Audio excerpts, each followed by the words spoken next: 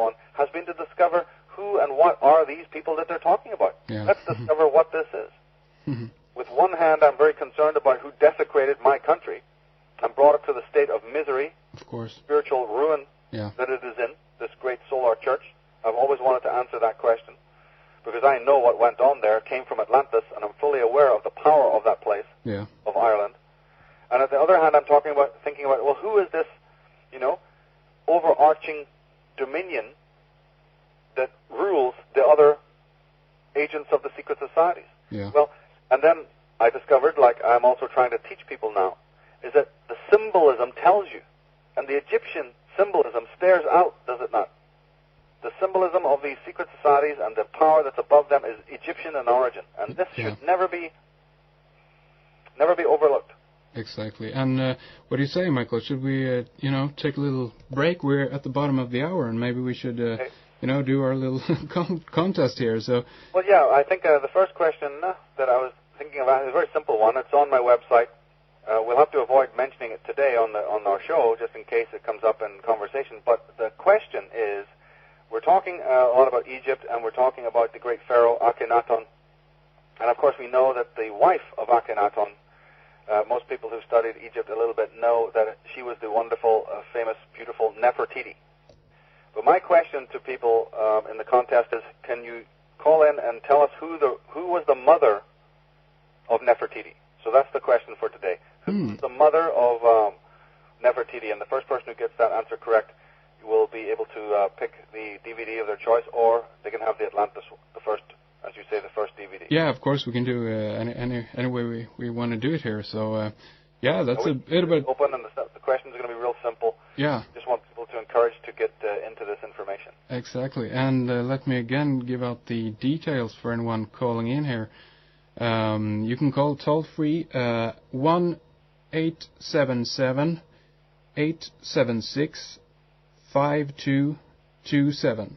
Again, that's 1-877-876-5227. And, of course, make sure to leave your address to Don at bbsradio.com before you come on, so we can send you the DVD, and also we'll announce the winners on red-ice.net, and maybe also on Michael's blog. I don't know, and simply go to Michael's site, which is www.taroscopes.com to find the appropriate links to his blog and all the things that we are discussing here today.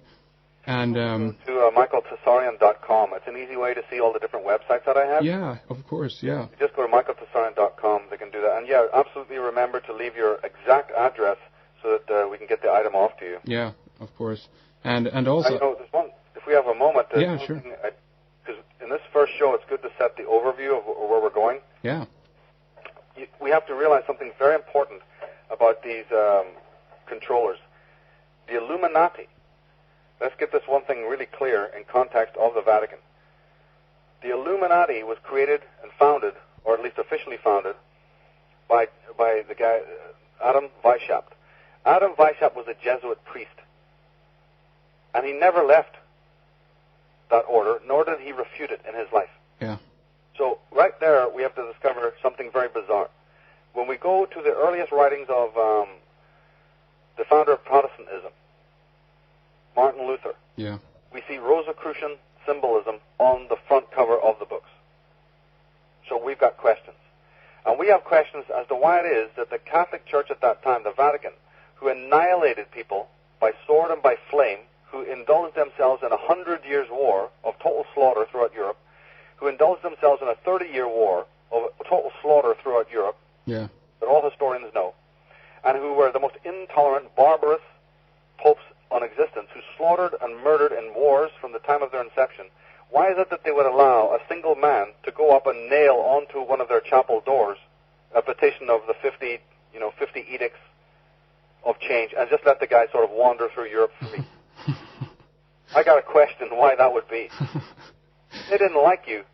They'd hung, draw, and quarter you, okay? They put a nail through the tongue of Giordano Bruno, one of the greatest scholars that have ever graced this planet. They took him down to the center of the square and burned him at the stake and put a nail through the guy's tongue. That's how they deal with people who are against them. Now, Martin Luther was no Giordano Bruno. Not even close. So then you tell me why Luther and Wesley and Knox and Calvin, John Calvin, whose real name actually was John Cohen, he was of Jewish extraction, and Adam Weishaupt and these people were allowed to move towards Protestantism and allowed to do what they do. There's a very simple reason for that. Now, coming to the Illuminati itself, once we understand firmly that the Illuminati is a Vatican agent, a lieutenant operating in the world with a specific agenda, and the reason is, very briefly, is because Catholicism knew at the time of the creation of the Illuminati, and at the time of the creation of Protestantism, that it was losing favor throughout the world, and that the prince and the dukes and the royalty of the world were getting very fed up with the way that bishops were running things, the corruption of the church, and they knew that they might have a rival. That rival might be paganism arising again, you see, and they knew that they may be rivaled very seriously, and this was a deep concern for them. So like we said in the early part of the program, they created their own opposition to catch the same fish in the net. Just in case anyone would branch away, they'll create the branch to which people will walk. Exactly.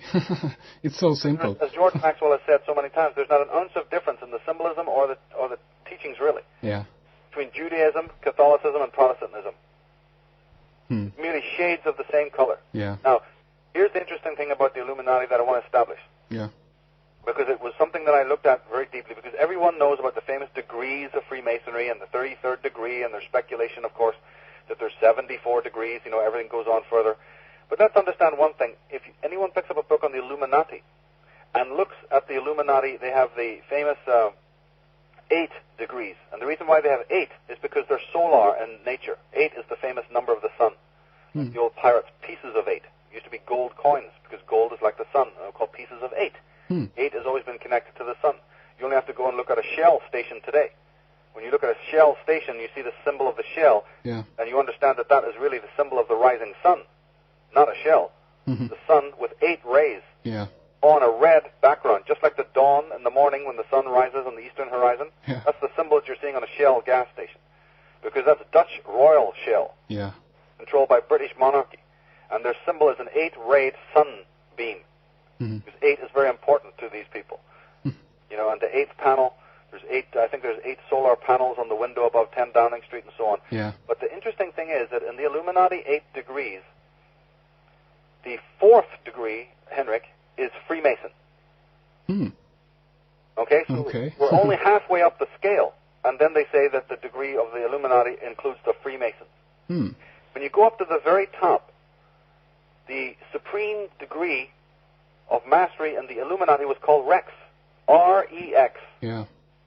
And many scholars know this. Many people have seen this chart. You can get online and you can see this, Why have never anybody questioned what that word means? The word Rex in anybody's, dictionary means king. King, yeah, does exactly. It not? So why is it that the chief Freemasonic motto throughout the world, which is also found on courts and other places, is Per me regnus regnant? Through me, kings will reign. And then we find that the word king is at the top of the Freemasonic, not the Freemasonic degrees, but the Illuminati degrees. This is a super secret order. Their own highest rank is Rex, the king. What king? Who would this king be? And why even use the term king of all of the many kings? Oh, I thought this was meant to be some sort of Protestant organization. You see? Didn't kind of go in for all of that stuff. But no, we find that there's royal symbols, crowns, crosses and crowns. It's the same. It's not a Masonic symbol that you can see. It's whether the it's same all the time. Crown or the Masonic double-headed eagle that doesn't have the crown at the top of it. It's same right. heraldry and so on. I am here to tell people who that crown belongs to. It was Akhenaten. And my work verges away from the other writers on this subject of the 18th dynasty, because I do not lionize this character and do not believe he was the great sort of proto-Christ. The good guy before Jesus came on the scene, who tried to get it right and tried to get all those, devil-worshipping pagans into line and create the first monotheism. What a guy. No, the story of the man's desecration and heresy is unrivaled in the world. I'm one of the few scholars, I'm only one of two that I can actually think of in the modern age who is actually, not lionizing Akhenaten, because as brilliant as the work of Ahmed Osman is, and as brilliant as the work of Mustafa Gadala is, and even as brilliant as the work of Ralph Ellis is, the problem that differs me from these authors is that they are dribbling and slobbering over this Akhenaten still. And even other great authors like Richard Darlow comes to mind, who's more of the official line, you see. All of the official people. All the official people who speak about official Egyptology, including some of the alternative historians now, the revisionists, all have one thing in common. Their work is brilliant up to a point, and then it stops, and then it starts going straight back to the whole admiration bit of this Akhenaten, flying completely in the face of the facts. Now, people will be saying, why am I talking about the Egyptian, pharaohs when I'm talking about Ireland? Well, let's connect the dots then. Before the show finishes, and just say this: that in future shows we'll be dealing more about the movement of the Irish and the whole Irish situation. But for now, we'll just lay down the overview, which is that the whole of the unadulterated Egyptology, the true theocracy of Egypt, is Druidic in nature. The worldwide network of Druidic colleges that move through Scandinavia, down into Germany, and into even Syria, and into Iran. The word Iran is Irish, by the way, because the Irish word for Ireland is Erin, E-R-I-N. Erin is still used today. Well, Erin is just a different pronunciation of Iran or Iran, Persia. So the Syrians, the Persians, the Iranians were subservient in theocracy to the Celts. Druidic colleges. Can you believe this? What lies have been told to us through society? I got to ask you, Michael, of course, because in Iran today, they still have the Zoroastrian religion. Does this connect with Akhenaten also, do you think? It's a later version. If it does, it's a very later... what is Zoroastrianism? It's basically nothing but the worship of the sun. Exactly. Surah, or Zora, is a very ancient concept going back to Surya or Sur or Sir. That's why we call people Sir today, S-I-R. Interesting. They just put a Z on it. In India, they call it Surya, which means the sun. We call it, we say, Sir, do you have the time? Sir meant the sun, literally in the heavens. S-I-R, or sire. When we said the sire, somebody sires a child. The whole idea was that, yes, like the sun, the father is the sun. And that used to be S-I-R, and then in Persian, Z-O-R, Zora, or Zura, Surya, is the sun. So after, by the way, Zoroaster, Aster is the word for the stars.